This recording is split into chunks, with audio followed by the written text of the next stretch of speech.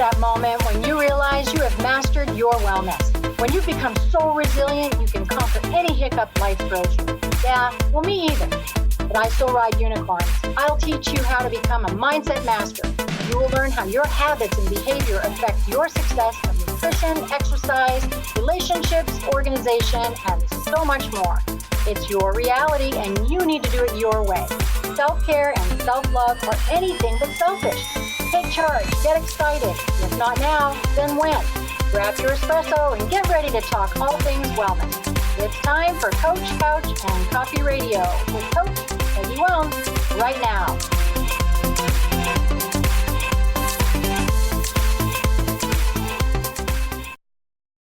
And Coffee Radio, this is Coach Peggy, and you're here on Transformation Talk Radio. I got to tell you, first of all, happy Monday, but it feels like it's been 83 million years since we've chatted. It's been a long week for me, at least. 83 million, that cracks me up. So there's a story behind that. 83 million years is, I used to always use this number 83 million with a friend of mine when we were exaggerating. So we would be like, it's been 83 million, whatever. And so I just said that to you. So that's kind of funny. So we get together every Monday. As you know, I grab my favorite unicorn coffee mug and we chat about anything wellness. And tonight we are chatting about part 2 of Exercise Sucks. So if you missed that, go back to my previous show, which you can catch on YouTube or Facebook. You can find it there on Transformation Talk radio station. You can find the podcast, but you can go back and listen to that. You can also go to my October 10th blog and see the 13 questions that I chatted about in that previous show. So we're talking about part 2 today. And those questions we were chatting through to be able to dissect where your history and your habits and what you feel about exercise and all those things I wanted you to unpack, because truthfully, you have all the answers. I can help you unpack them, but you just really have to get to the place where you're either willing to share with somebody like myself or sit down and have a come to Jesus or meeting with yourself and try to work through these things and either let go of the things that haven't worked and be willing to try some new things, or get over the excuses and the fact that you hate exercise and just move. We have to move. So today, part 2. So what I thought I would do today is briefly go over those 13 questions just really quickly. Then I'm going to come back to them gradually, or go back to them and answer each of those with, I have 2 people in specific that I wanted to address. So I had some questions. I sent out these questions, got some answers back. And I want to go over a couple of them that I got. And then at the very end, I want to go over kind of a paragraph, a testimony of a client that sent something in I think you'll find very helpful. So sit back, enjoy the ride, process some of these, how they might resonate with you. You might be going, yeah, that's me. Or you might be going, oh boy, that poor guy. I feel so bad for him. Or you might even say you feel bad for me. Now that would be nice. You're like, oh, she chose to do this for her profession. Poor girl. So anyways, take a sip of your coffee. Yay, let's get started. Hopefully you're ready. So let's go. Let's rip through these questions really quickly. So the number one thing I want you guys to think about is you have to take care of your vessel. I always call that your container, your vessel, your body, whatever you want to call it. You have to take care of it because, I mean, you know the data, you know the scientific reasons. We know that. But the main reason I want you to think about today is that if you have a passion or a purpose or a grandchild or something bigger than yourself that you are living for, then you need to take care of yourself to be a part of that. So whether you're a nurse or maybe you're even a medium, and you have a talent that you're sharing, or you're a teacher or even a mom, if you want to give of yourself, you have to take care of your vessel, your container that you're sitting in. So it's not just nutrition, it's movement. If you want to get out of your house, stay out of the bed, stay out of those injuries, then you got to do that. So let's go over these questions really quickly. So number 1 was, what do you think about exercise in general? Too sore, too tired. 2, what do you think when you're preparing to exercise? So are you thinking, this sucks? exercise sucks, hashtag exercise sucks, or you're like, yeah, let's get this out of the way. Number 3, how do you feel about different types of exercise? So are you a soloist, or do you have to go to group exercise to get through that hour? Number 4, what are you thinking about during your activity? That's a huge one. If you're exercising, you're just like, oh God, kill me. I've got to get through this. That's tough. So I want you to think about what you're thinking about while you are actually exercising. Number 5, what are you thinking about after? After you're all done, what are you thinking about? And then number 6, what is your knowledge of exercise? So I had a couple people actually ask me what in the heck, like why I threw that question in there. It might seem obvious, but the reason I throw that question in there is that you want to see, when we think about things and then we say them out loud, we get smarter. And then when we write them down, it actually embeds differently and we get even smarter. So if I can get you on number 6 to write down what your knowledge is about exercise, it's going to embed in you that you really do know that you need to exercise. You know that your joints are getting stiff. You know you don't want diabetes and you want to lower your hemoglobin A1C. So I want to see what you know. Can't run from that. You can no longer say to me, oh, I don't know. Somebody just told me to do this. Okay, number 7, what is the average length of time in days or weeks, months? Don't say years, please, Lord. Don't email me and say it's been years. I mean, I guess maybe it has been for some people, but I hopefully not, since you've had an exercise or movement program. So I want you to write down how many days, weeks, months it's been. That's number 7. Number 8, what has worked to keep you active? So I was looking in there for what your accountability program is, kind of, whether it's a person or an exercise class that you hold yourself accountable to, paying that membership. Number 9, what did you stop doing? Why did you stop doing what was working? So if something was just ticking along for you, what made you stop? And of course, every journey might have different reasons, but maybe write down too busy, got injured, got bored, whatever that is. And then number 10 are the answers to number 9, the ones you just wrote down, the same, because they're probably the excuses that you've used forever. Yes, they probably are. When you're my age, you're not changing much. Hate to break that to myself, but that's true. Change a few things. Number 11, then you're going to go back over your history and look at the successful approaches and what did it take to get you started again? So was it you had to get some yucky lab reports? Was it that your jeans were way too tight? So that's number 11. Almost done. Number 12 is when you have that come to Jesus, is what I call it, or you're meeting with yourself, when you sit down with your cup of coffee and you write out pretty much the answers to those questions above. I, Peggy, do solemnly swear. But you write out your paragraph to yourself that are the answers in preferably some sort of a flowing letter type form versus just blah, blah, blah. Because then you can start to see with the next bullet point, which is number 13, what are the baby steps that you're going to take? So it kind of looks like a story, a little narrative. So number 12 is I come to Jesus. This is what I've learned about myself. This is what kind of I've got to admit didn't work.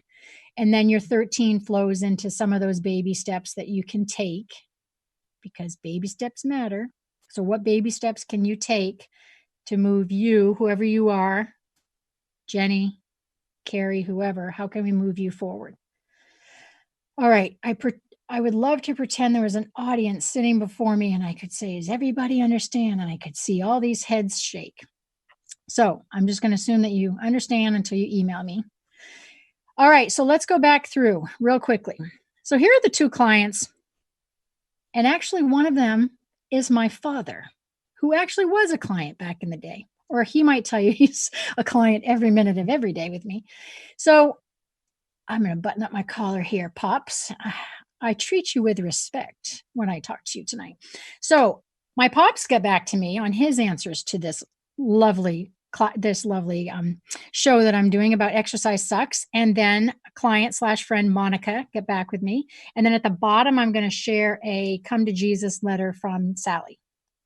And I don't make this stuff up. I couldn't do as good a job, trust me. All right, what do you think about exercise in general? Here we go. What did my pop say? Oh, goodness. He's not a man of too many words unless he's, well, yes, he is. Who am I kidding? But under exercise, he wasn't. Pop says, don't like to. Boy, do I have a lot to work with there. So he doesn't like exercise. So, Pops, I'm saying back to you tonight, I know you've had a few injuries. And though you don't like to exercise, I know you have recognized in the past when you've had these injuries, you've needed to do some PT and you've needed to do some stretching, that you have embraced that and you've done it for a little period of time, even if it's a week. So when you say you don't like exercise, I would be questioning you at this point in time saying, but like, you have to do it, right? You need to stay active at some point, right? Okay, you guys are going to see his story as it rolls out here. Now, Monica's answer to this on what do you think about exercise in general, Monica's is that she really likes it and she really likes to do it, which I shared with you last week is definitely not a super high percentage with my clients. Most people can go on a diet more easily, flow into that, bite that chunk off of wellness easier than nutrition or than exercise, but she really likes it. Here's my answer to Monica. She probably likes it because she has done it long enough to know how she feels if she doesn't do it. That's always my answer to kind of that, which is a blessing.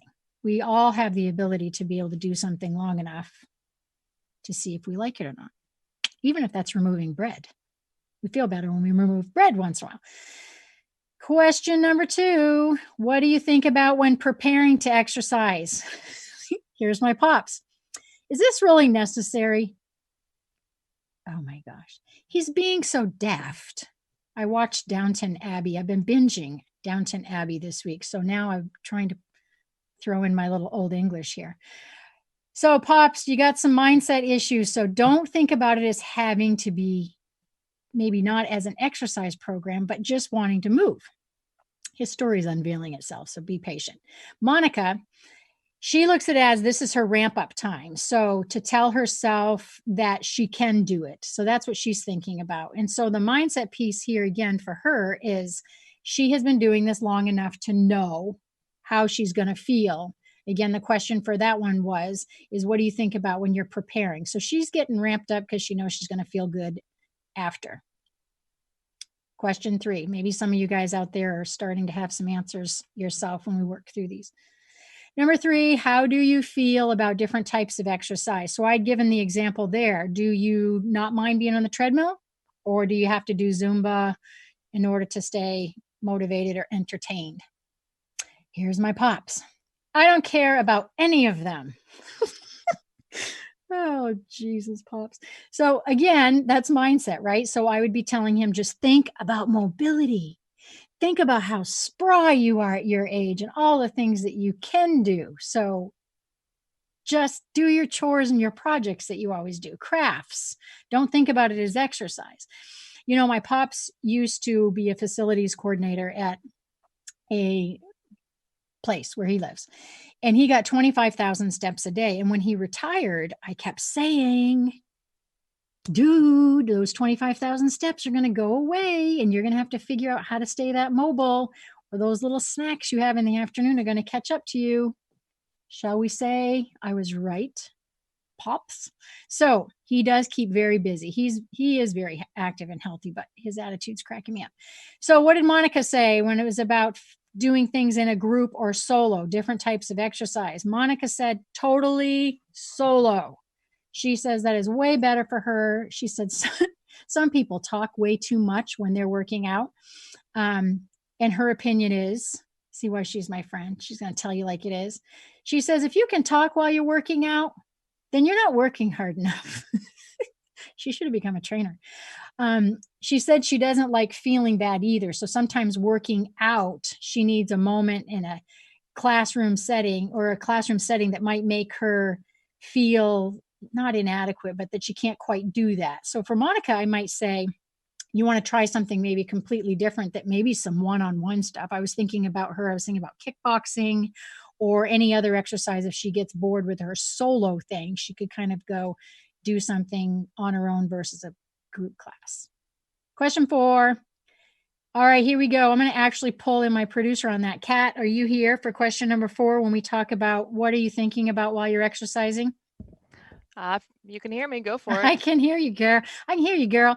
So what we were talking about here is you had reached out to me, and I think I want you to share with everyone what you're thinking about while you're exercising.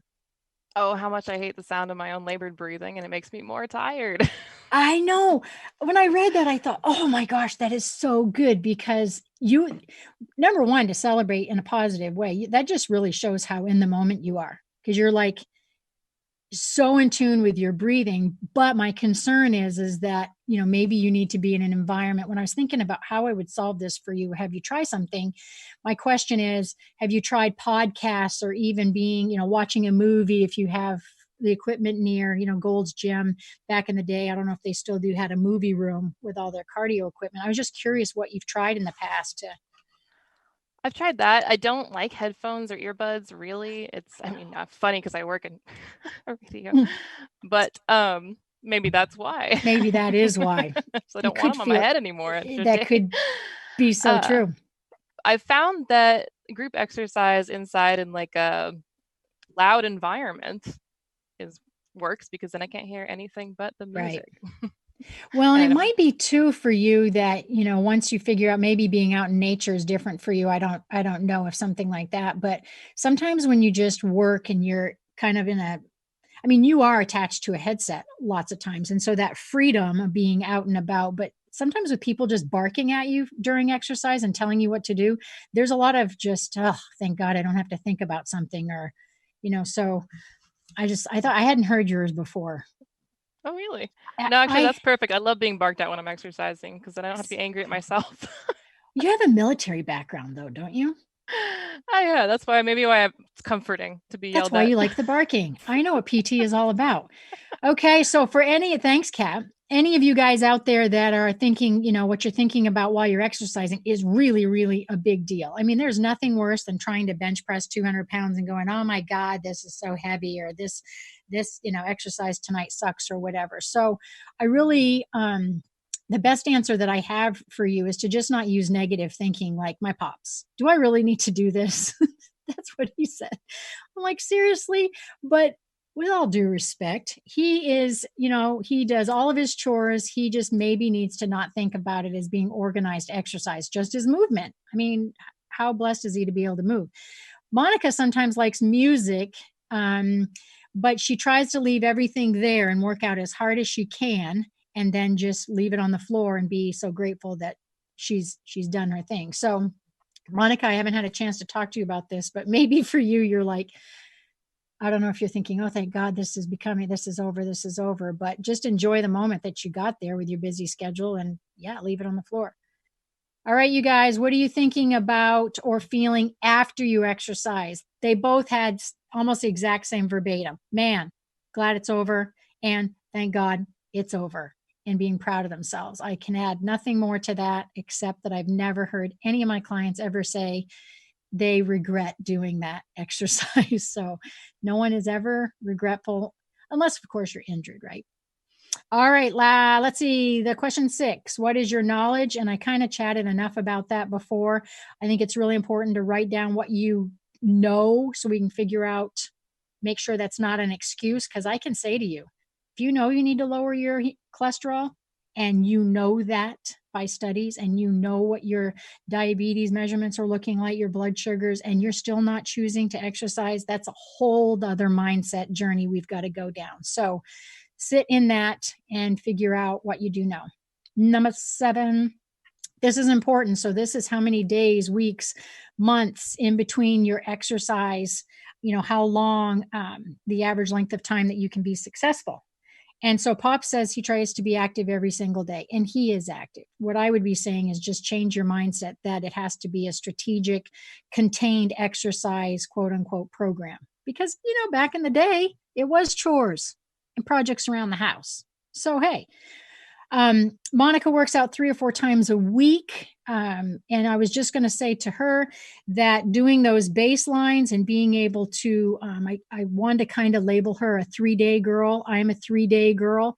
That means if I go 3 days without doing something, I know I got to get back on the movement wagon or I'm in big trouble.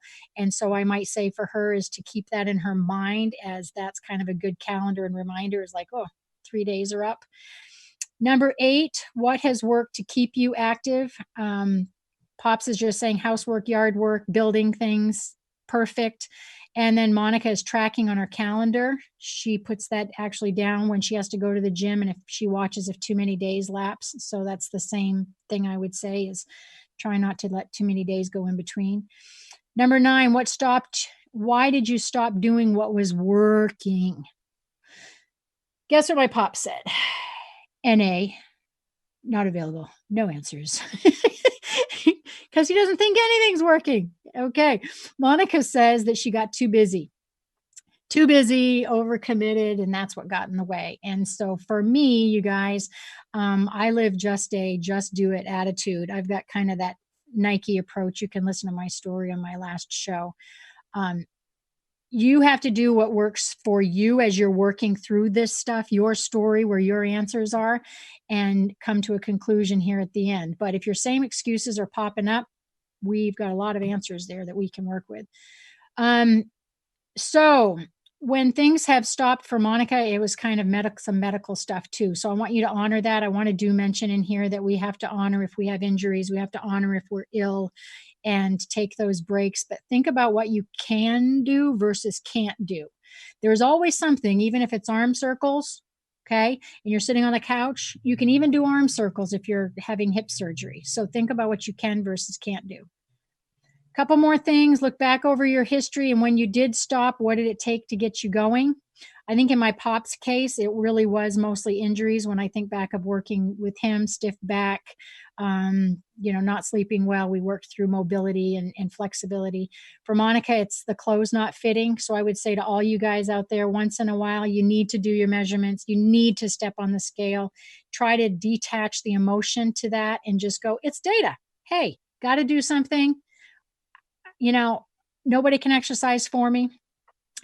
Question 12 is your come to Jesus, and then 13 is your baby steps. So before we go today, I want you to read you something from Miss Sally here. So I'm going to literally read it to you really quickly. All right. I dislike boring, painful exercise. Challenging is fine. Competition is fine, but just not boring. Give me 3 miles on a treadmill when I balance on a rock, listening to the wind in the trees, or stop to take a drink of water and notice a weird and wonderful plant.